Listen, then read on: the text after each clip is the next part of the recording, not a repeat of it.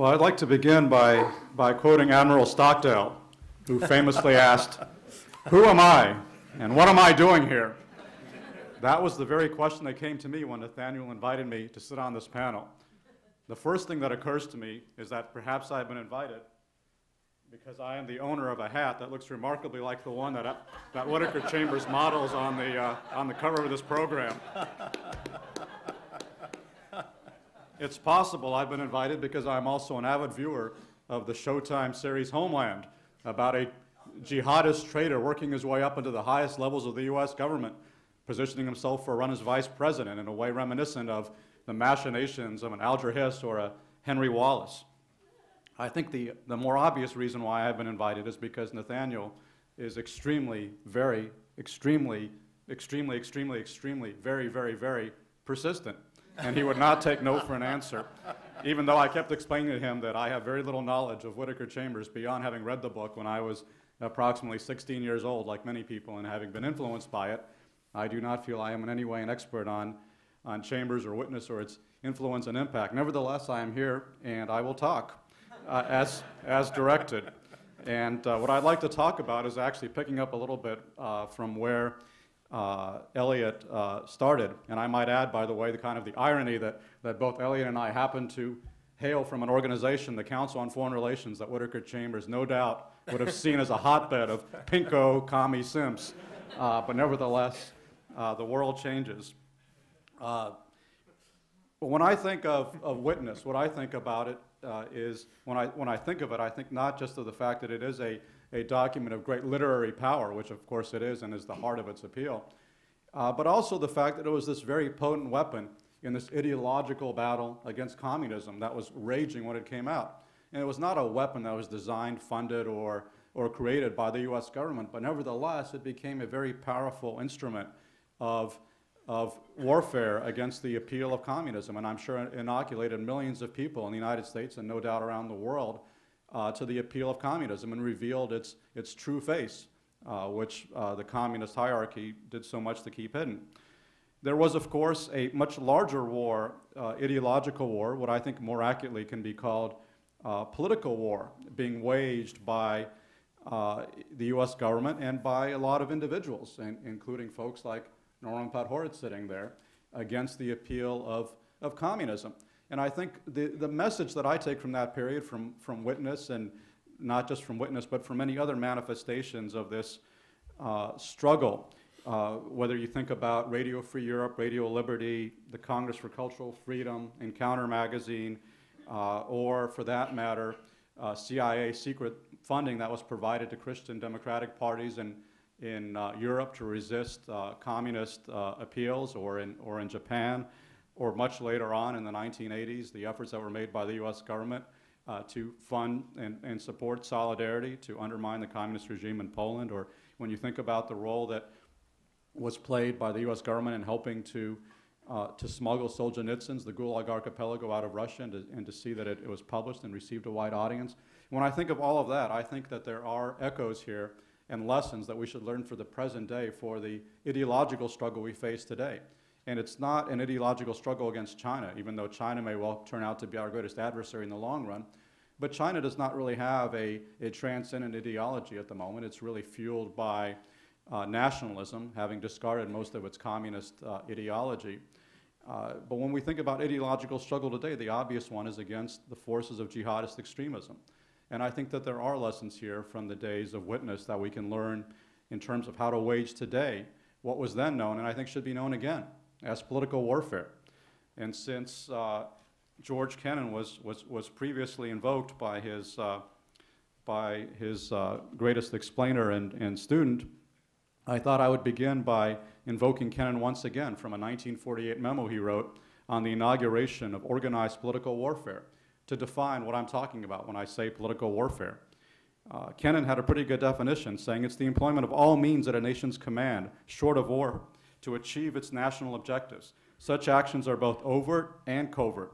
They range from such overt actions as political alliances, economic measures, the obvious example being the Marshall Plan to aid Western Europe, and white propaganda, to such covert actions as clandestine support of friendly foreign elements, black psychological warfare, and even encouragement of underground resistance in hostile states.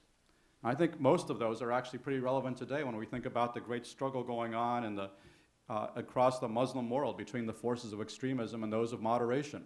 And I do think, and I'm sure many here would disagree with me, that there are many, in fact most Muslims who are quite open to the appeal of moderation, but the moderates, I think, need a helping hand because they are at a disadvantage in the competition for influence against well-funded extremists who, by definition, are willing to go farther and do more than moderates are typically willing to do in order to seize power. Now, when I talk about waging political warfare, I don't have in mind some of the, I think, misguided efforts that characterized the U.S. government in the wake of 9/11, when, for example, President Bush appointed first an advertising executive and then a political spinmeister to run the public diplomacy section at the State Department. I think we were too caught up at that point in thinking of public diplomacy as a way to sell brand America, essentially, and get people to love the United States. I don't think that's really the point of this, because I don't think that, while it's nice to be popular, and I would certainly hope everybody would love America as much as possible, I don't think that's the key to victory in this struggle. I think the key to victory is really empowering the forces of moderation over the forces of extremism and violence in the Muslim world. And their attitude towards the United States are often accompanied by where they stand on the political spectrum, with moderates obviously being much more open to alliance and cooperation with the United States than the radicals. But I don't think that the United States is necessarily the key to the story. It's really an internal Muslim struggle, which we have the capacity, I believe, to affect, at least at the margins, and we should try to affect at the margins because the outcome matters very greatly to our interests and, in fact, to our security, even at home. My concern is that while we have done some things very well over the course of the last decade, we have not really done a good job of waging political warfare. What we've done really well over the course of the last decade is killing a bunch of radical extremist leaders. Obviously, the great example being the raid that killed Osama bin Laden. In the course of the last decade, JSOC, the Joint Special Operations Command, which is the home of the Tier 1 special operators, the SEALs, Delta Force, and so forth, headed by, for many years, by somebody who is now a Yale professor, Stan McChrystal, has become a finely honed killing machine, kill and capture machine, I should say, although we don't do much capture these days because we don't actually have a legal framework for holding terrorists. But the CIA has also gotten into that business, really helped along by General Petraeus when he was its director. And together, those two organizations, JSOC and the CIA, have been very, very good at killing or capturing a large number of leaders of Al-Qaeda and various other allied organizations.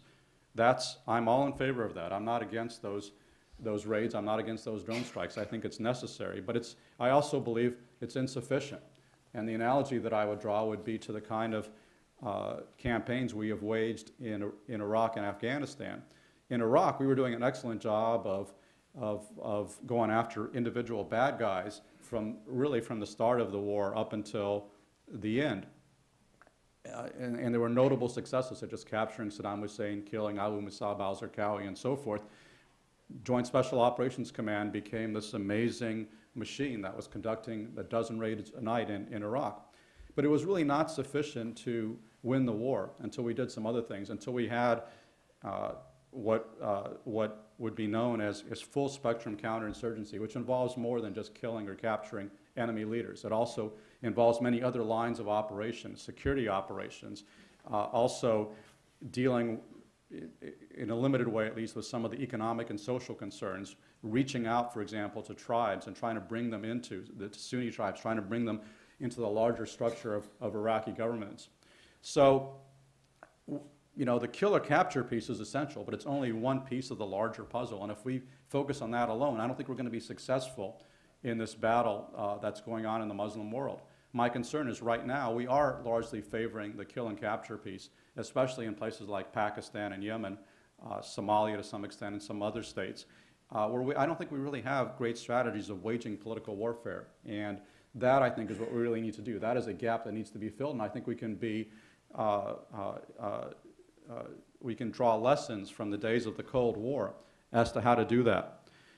And the need to do that, I think, was really brought home to me by a meeting I had a few years ago, I think it was in 2008 in Baghdad, with a fellow named Mithal al-Alusi, who was a very brave Iraqi parliamentarian, either brave or suicidal, maybe some combination of the two, who dared to visit Israel on a couple of different occasions and thought that Iraq should actually normalize relations with Israel, for which sentiments he faced attempts to get him imprisoned, which he successfully beat and won rulings in his favor in an Iraqi court. He did not, however, manage to stop the extremists who in 2005 attacked him and his sons and killed his two sons in retaliation for his effrontery in visiting Israel. But he was not discouraged, and he ran for parliament, and he won a seat in 2005. But I remember meeting with him in his living room in Baghdad in 2008, where he was rueing the fact that he had very little money with which to run for re-election and very little money with which to fund a slate of like-minded candidates, whereas all the radical extremists in Iraq were receiving copious funds from the Quds Force, from the Iranians. And he said that the Iranians called him up too and said, hey, how would you like $5 million or some similar amount? And he said, no, thank you. I'm opposed to what you stand for. But there were very few people in Iraq or anywhere else who would turn down an offer like that from whatever source. And so what happened in Iraq was that the Iranians basically had free run to assert their influence, and we did very little to stop them, especially so in 2010. I was just talking about this with Emma Skye, who is one of the great experts in Iraq in the world, who was an insider during this period. We did very little to stop them, especially in 2010 under the Obama administration, when they took a very hands-off attitude, basically saying, well, we're not really going to get involved in the outcome of the Iraqi political debate. All we care about is having free and fair elections. Well, to my mind, that is a mistake, and it's proven to be a mistake in practice because it's allowed essentially pro-Iranian elements to seize power in Iraq. But it's really a mistake that was not made by our forebears in the days of the Cold War. In the early days of the Cold War, the Truman administration and the Eisenhower administration did not take the attitude, well, we don't really care if communists come to power in France or Italy or Japan. As long as they have fair elections, that's all we care about. That was not their attitude. And in fact, they were willing to do things such as pouring covert American funds into those political campaigns, which on some level might be seen as prejudicial to the interests of free and fair elections, but which they understood, I think correctly, to actually be in the long-run interest of preserving democracy in those countries. And I think we need to rethink some of the self-imposed checks we've put on our behavior today, where we are terrified of having the CIA, for example, be involved in covert funding of moderate elements in the Muslim world, in part for some good reasons, because we are rightly concerned that CIA involvement is almost impossible to keep secret in today's world of WikiLeaks. But unfortunately, our enemies show no such self-imposed limits, and the Iranians and Saudis and Qataris or others are out there practicing very active dollar diplomacy for interests that are not at all congruent with our own. And I feel that we are standing on the sidelines. And I think this is a lesson that this is just one example of many of how I think we are failing to wage political warfare. I don't really have time within the short limitations here today to offer too many other recommendations, but I think we do need to do more beyond what groups like the International Republican Institute and the National Endowment for Democracy, which were set up by Ronald Reagan in 1983. I think there is room to do much more than what they're doing, including things like, for example, freeing the U.S. Information Agency from the shackles of the State Department where it currently resides and setting it loose to be much more of a proactive champion of views that we should be championing than is, I think, the case today. Also doing things like increasing language training for officers in the State Department and CIA and others, allowing them to stay in countries for longer periods of time, really becoming part of getting this kind of nitty-gritty sense for what's going on in those areas and how to affect them in a way which is very hard to do with the constant rotations which go on today. Again, I don't have time to spell this out in much detail right here, but I think the big message that I would want to leave you with is that we did know how to wage political warfare during the days of the Cold War. It's not easy to do today, but I think it is possible to do, and I think we need to wage it again. And for a start, we could start by resuscitating the very term political warfare and recognizing its utility in this struggle against jihadist extremism.